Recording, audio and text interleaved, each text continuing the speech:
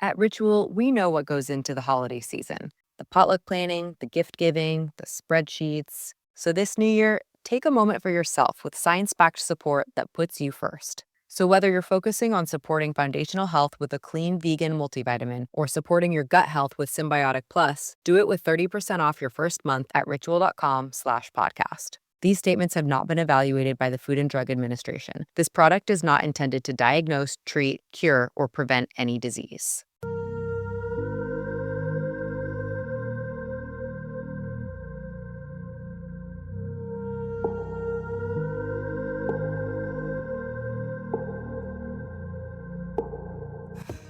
Welcome back to We Are the Hansons, the podcast where we talk about the joys and challenges of raising a large family, managing daily chaos, and navigating life's twists and turns. Today we're diving into the topic that has probably frustrated many parents out there: nepotism and favoritism in schools. When our kids are mistreated or overlooked because of these dynamics, it's not just frustrating, it's heartbreaking.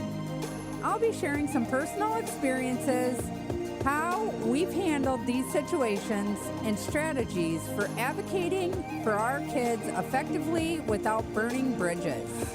The problem with nepotism in school. Let's start by unpacking what nepotism can look like in a school setting. It's not always blatant as we might think.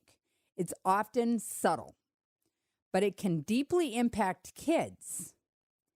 It might be the coach who always puts their kid in, the starting lineup, regardless of skill, or a teacher who gives treatment to children of staff members. That has been a big thing in most of the schools my children have attended. And I can tell you, it's very frustrating. It can even be favoritism towards certain families who are well known or influential in the community. And I've seen it with my own two eyes. These situations can leave other kids feeling ignored, unvalued, or even humiliated. I'm going to start off by telling you a story. Actually, a couple stories. First story. My boys have always been into football, and I watched my boys play hard. They get good grades, and I sit on the sidelines in the stands watching my children, my boys, stand on the sideline or sit on a bench and not be able to play till the last 2 minutes of a game. Every kid on that field whose name was called over the loudspeaker for getting a touchdown or catching a pass or a tackle have all been big names, whether it be a teacher's kid or somebody that's been a big part of the community. It is seen. And my children and me are not the only parents who have seen it. And it's very frustrating because I see my kids go out there working hard, probably harder than a lot of the kids that got to play. And they probably got better grades than the kids that were on the field. But because those kids had a name, they put my child on the sideline and let those kids play. And to me, that is disrespectful and mistreatment. Because every child who goes out to play basketball, football, soccer, volleyball, cheer, they should all be able to be part of the game. To me, it's about a game, and it's for every child. To the schools, on the other hand, it's about winning. And I'm sorry, but my kids can be just as much of that win as the kids on the field playing too. So I've always sat back and watched, and, I've made contact with the school, and my kids ended up dropping football and not rejoining because of that reason.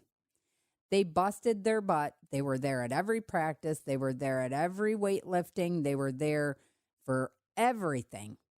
and they played their hearts out, and they still got sat on a bench or stood on the sidelines.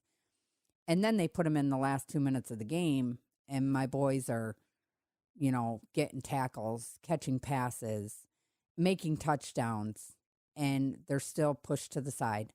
And that infuriates me to the max. I'm going to tell you another story. My daughter Morgan decided she wanted to drop cheer and join football. She wanted to play football with her older brother.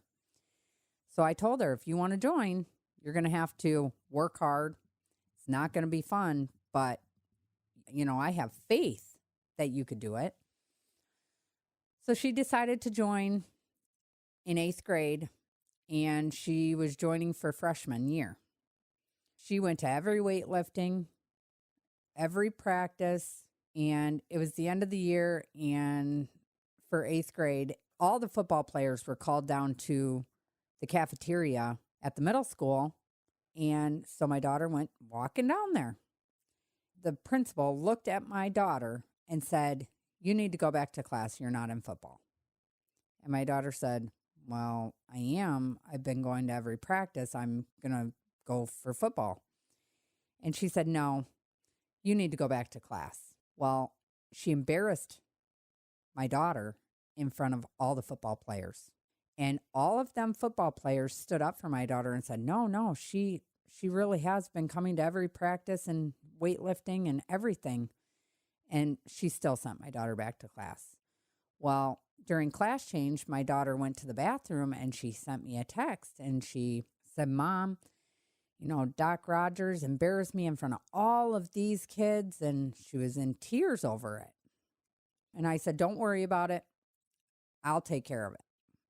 So me at that point, you don't embarrass any child in front of other children. If you have something to say to that child, you pull them aside and take them away from that group of kids and speak to them by yourself. Don't make them stand out in the crowd because you think you can tell them what they can and can't be part of. So I called the school and I got Doc Rogers on the phone and I asked her who the parent was.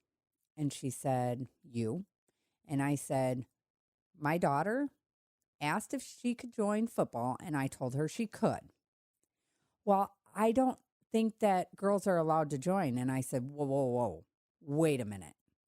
Who are you to say if a female joins football? And she said that Misha, she didn't think would allow a female to join. And I said, that's funny because Kabul School has a female player and she's not been discriminated against in any way, shape, or form because she's a girl and joined football. So what's the problem?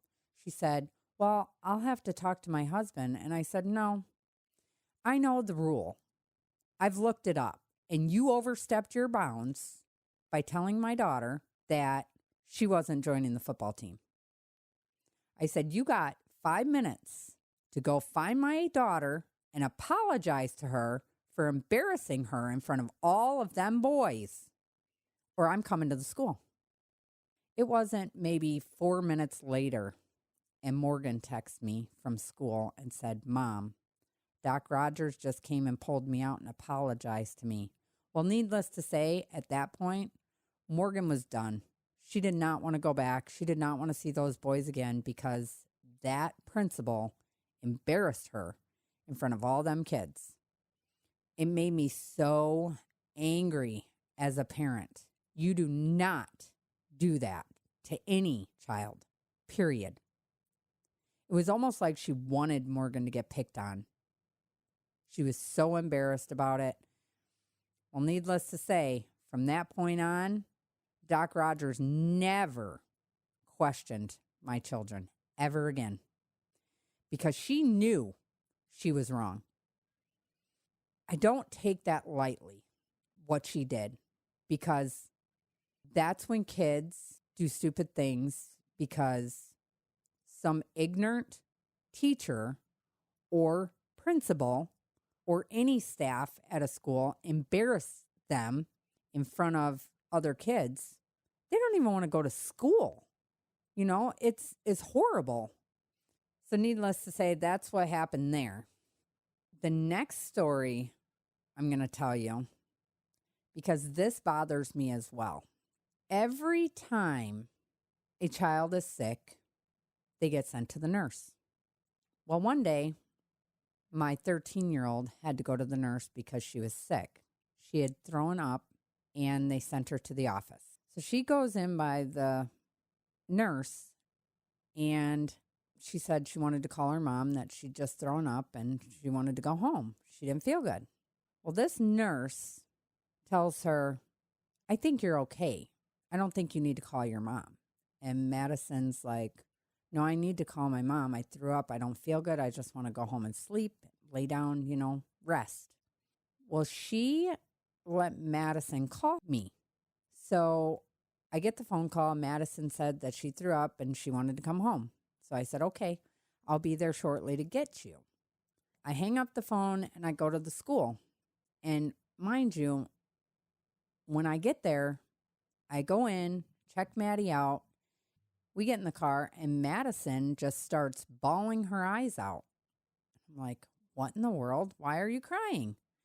And she said the school nurse told her that because she missed school for her tumor removal in her neck, she was out 5 days. She told her that she had already missed too much school for that, so she didn't really need to go home. She should have stuck it out. And that made me mad too, because I look at it like all of these kids with big names are traveling all over the place for rodeos or vacations or whatnot. How come they're not getting talked to about missing school? Madison had a doctor's excuse because she had an operation to have a tumor removed from her neck. So her absences were excused. There's no reason that nurse needed to bring up anything to her. So I told Madison I would deal with it. I called the school and I got the nurse on the phone and I said, are you her parent? She said, no. And I said, okay, I am the parent. And I told Madison that if she is ever feeling sick at school, she is always able to call me. There should be no questions asked. And as for you telling her that she can't call me and she should stay in school because she's already missed enough because of her surgery, that's a no-no. If you have a problem with how many days my child has missed in school, you should be calling me, her mom. And those school days that she missed were excused. I said, so don't ever question when my child comes to you sick. Don't ever question her about calling her mom. Because how would you like it if I made you stay in school and you were sick? Like, that's not acceptable. Not only is she sick, but she is going to give it to somebody else at school. And she apologized and said, well, I didn't mean it like that. And I said, well, you sure meant it some way because you made her cry. I told her, don't ever question my kids again, ever. And needless to say, she ended up apologizing to me, but you're overstepping your bounds when it comes to my children, because my children don't miss a lot of school. So when they do miss, it's for a good reason. And most every time they miss, they always have a doctor's note. That being said, them are a few of my stories, because I sit there and think of all these kids that get to go on vacations with their families and they're gone for 7, 8, 9 days. Nothing ever is said to them. And then they'll come back to school for a couple weeks and then they're gone again for a rodeo or something. How do them kids, and mind you, the kids I'm talking about, they have big names in the area. They are well-known, very wealthy people, but nothing, and most of it is the nieces or nephews of a school teacher. And to me, that's wrong. Just because they're your family doesn't mean that they can get away with it. What's good for them is good for the other children in that school, period. A kid is a kid. So I'm not big into the public school system because of that. There is always favoritism and nepotism. Here's another story that I wanted to share because this opened my eyes to favoritism in the school. Madison had a science fair, and we worked so hard on her project. I went to the science fair, and she was so excited thinking she was going to win something, even if it was third place, fourth place, whatever. She was for sure she was going to get something. And I'm sitting there listening to all the awards and them call the names. And I am not kidding you when I say this. Almost every child that received an award for first place, second place, third place, best project, just different awards. It was all the kids that were related to the teachers. The principal's daughter won. The nieces and nephews won. It's like, what in the world is happening? I told Maddie, we left there. She said, Mom, I knew when they started calling names on the intercom, telling who won and to come and get your ribbon and your award, that I was not picked. And I said, that's okay. Them kids are going to be sorry when they get older because they were favored. And it just makes my kids stronger knowing and opening their eyes to see what me as a parent see when I go to that stuff. So they'll be watching for that when their kids go to school. As parents, we want our kids to feel that hard work and fairness is rewarded. But when nepotism takes over, that message gets completely lost. Completely lost. In our family of 13 kids, you can imagine the number of school-related issues we've encountered over the years. So there's so many stories that I could go into, but I will definitely save some of those for another day, just because there's too many. How I address the situation to my children is there's favoritism in every school.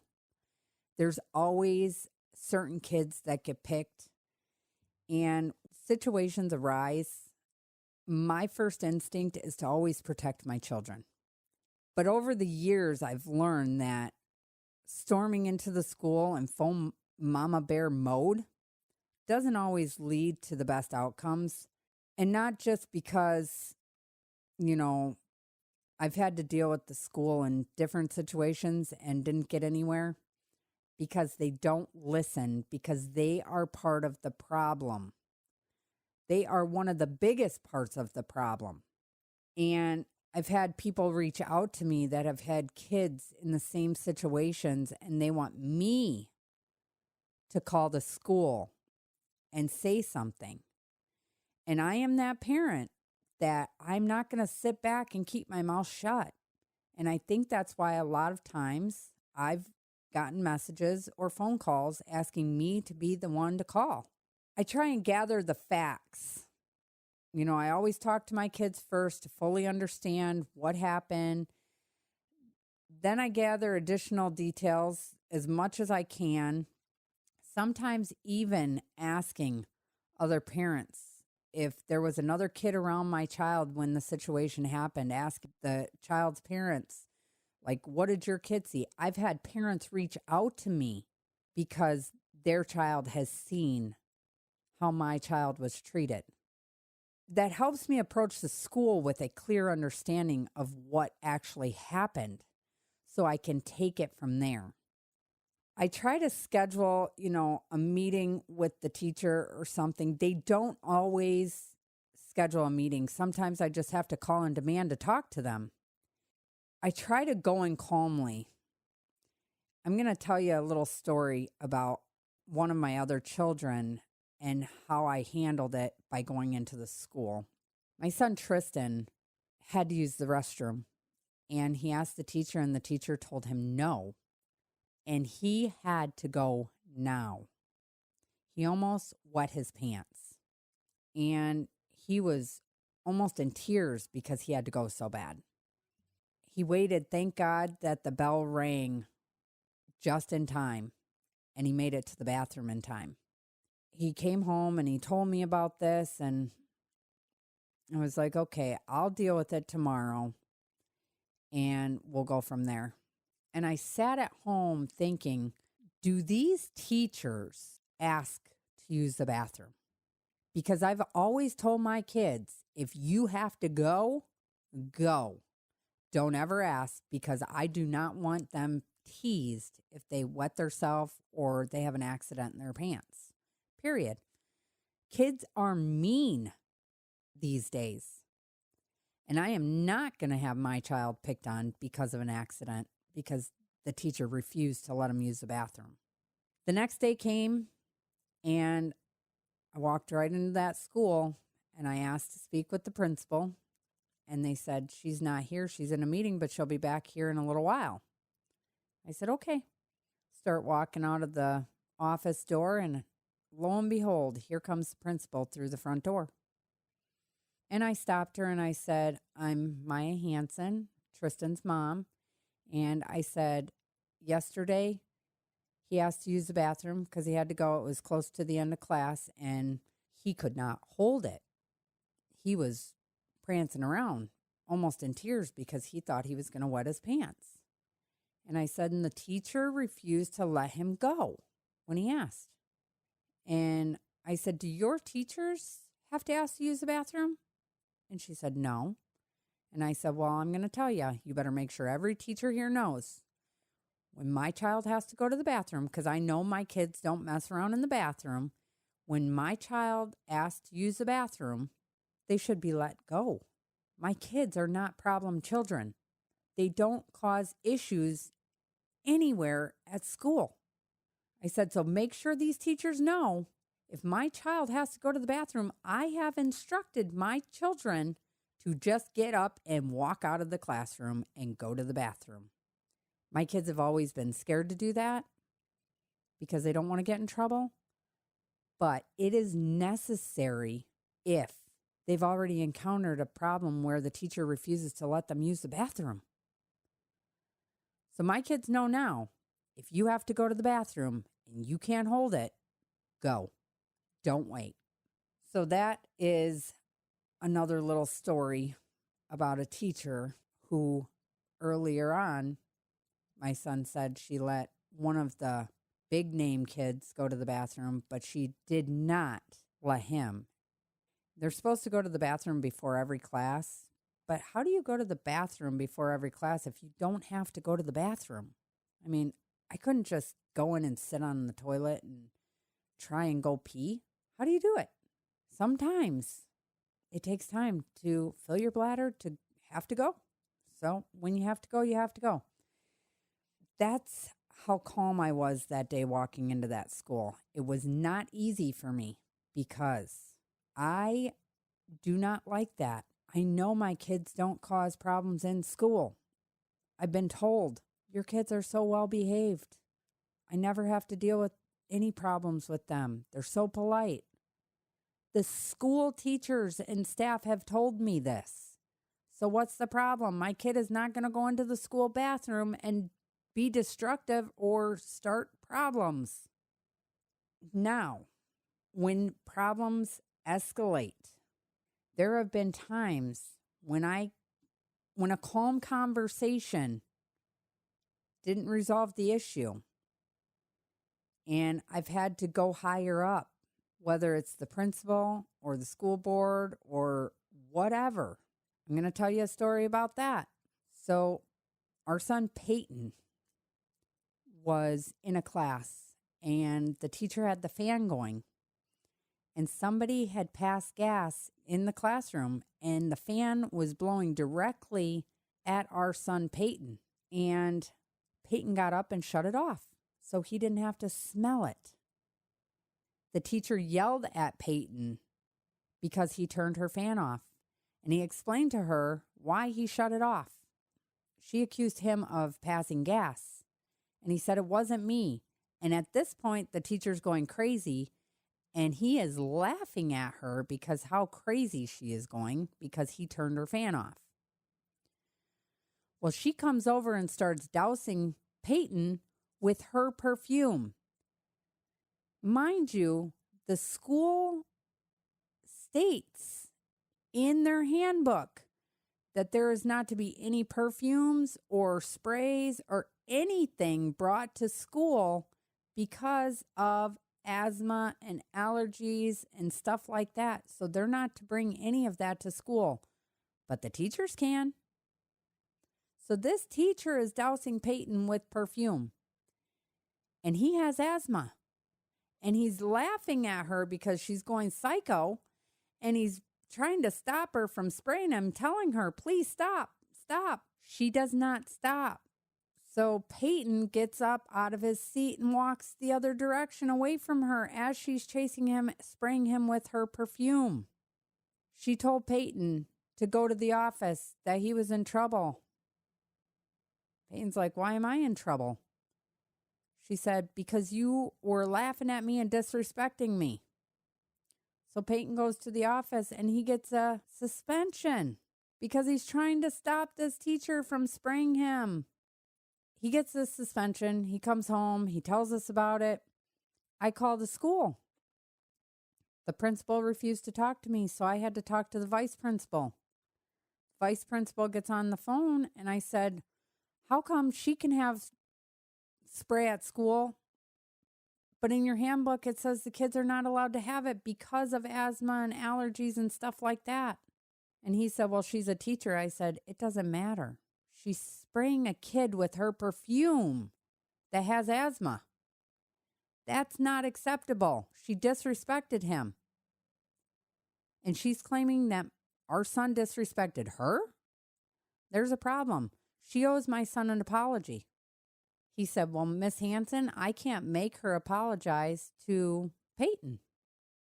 He said, I can talk to her about it, but I can't force her to apologize. I said, okay, that's good enough. I will deal with it when I see her outside of school. So it was like 4 or 5 days, and Peyton, me, and Morgan go to Walmart. And I see this teacher standing at the back of her car, putting groceries in her car. And I hurried up, parked, got out of the car, and I walked up to her. And I said, you're the teacher that was spraying my son with your perfume at school the other day, weren't you? And she said, excuse me? And I said, you know exactly what I'm talking about. I said, you better never do that again, because you could have caused him to have an asthma attack. And you disrespected him, and you claimed he disrespected you. I said, because he shut the fan off? Because he didn't want to smell somebody else's fart? And she was like panicking, trying to get her stuff in her car. I said, I'm warning you, don't do it again, because I will see you outside of school, and me and you will have words again. And I walked away, and I just let her think about it. I wanted her to know what she did to our son was not acceptable. She's a grown adult. She should know better. Needless to say, from that day forward, not one of my children that had her as a teacher had any issues with her after that. Sometimes you as a parent have to stand your ground and not let them push you around. And sometimes that's what it takes. And I'm that mom. I try to teach my kids to advocate for themselves, but when they're getting pushed to the point that they're getting suspended, yeah, then it comes to Mama Bear. It's important to remember that schools are often small communities with their own politics. Sometimes nepotism isn't even intentional. It's just human nature for people to gravitate toward those they know. However, that does not make it acceptable. Not acceptable at all. I've also learned that part of the solution lies in teaching our kids how to handle these disappointments. Life isn't always fair. And while it's hard to watch our kids struggle, These moments can build resilience and character, and a lot of it. Advocating for fairness without burning bridges. One of the toughest parts of dealing with nepotism is trying to fix the problem without alienating people in the school community. Always stay professional, as tempting as it is to get emotional. Keeping the conversation focused on fairness and policy makes your argument stronger. It's very hard for me to follow that, by the way. Other parents who have noticed the same issues can be great allies. A united front often has more impact than a single voice, and that's the truth. But sometimes it could backfire. And you pick your battles. Not every situation is worth escalating. Sometimes the best move is to help your child focus on other opportunities rather than dwelling on the unfairness. I'm telling you, I have drilled that into my kids. Sometimes it's just not worth it. If they're mean to you, on the other hand, and you're scared to say something, I'm your mom. I'm supposed to be your voice as well. So if you don't have that voice, I will have that voice for you. With that being said, dealing with nepotism in schools is never easy, but as parents, our role is to advocate for our kids while teaching them to navigate these challenges with grace and determination. At the end of the day, our kids look to us for guidance on how to handle adversity. If we approach these situations with integrity and persistence, we can show them that while life isn't always fair, they have the strength to rise above. Thanks for tuning in to We Are the Hansons. If you had your own experience with nepotism in schools, or you have any tips for handling these situations, I'd love to hear from you. Feel free to send me a message on our Facebook page, We Are the Hansons, or send us an email at wearethehansonsshow@gmail.com. And please go subscribe to our YouTube channel, We Are the Hansons. Thank you for listening and have a great day.